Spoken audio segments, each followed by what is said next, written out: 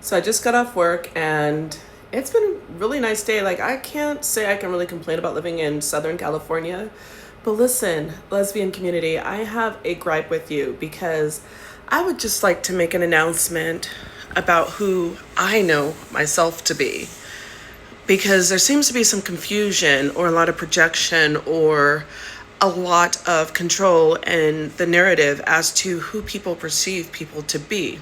See, I, since the very dawn of my lesbian creation, have always been an androgynous lesbian.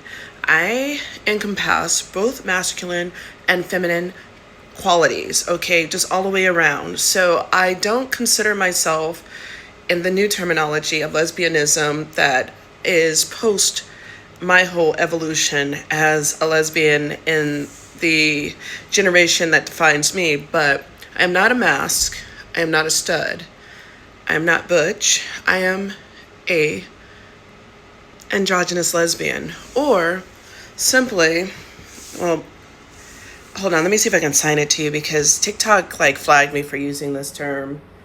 But let's see if you can see this right here. But that's what I am. Those are the only terms I will accept. And I am not a sir. I am definitely a ma'am. Very much female. So I'm not confused about who I am. I don't know why y'all are. Because I've had a lot of things like placed on me. And sometimes I'm a little bit more masculine presenting in my androgyny.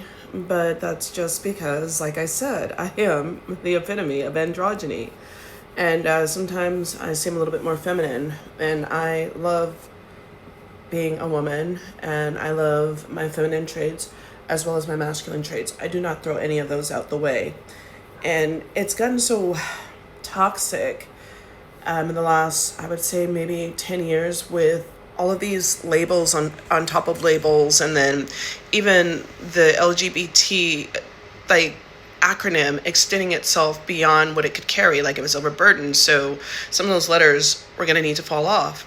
And while I am very open-minded in terms of recognizing that there's an evolution in the way that we use language and the way that society starts to look at symbology and all of these different things, I have remained pretty consistent in the core of who I am. And I have a lot of people coming to me and treating me some sort of way because of the expectation that they're projecting, instead of seeing me as a whole entity outside of their projected, lexicon of categories. I am not, again, I'm gonna repeat this again. So I am not a stud. I am not mask. I am not femme.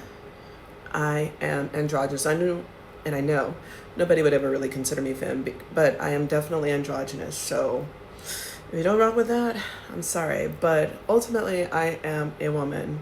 And I wasn't gonna say hear me roar. They don't even say that anymore. This generation of lesbians is a different, like, I definitely love where we've evolved to, like, to the younger generation. But,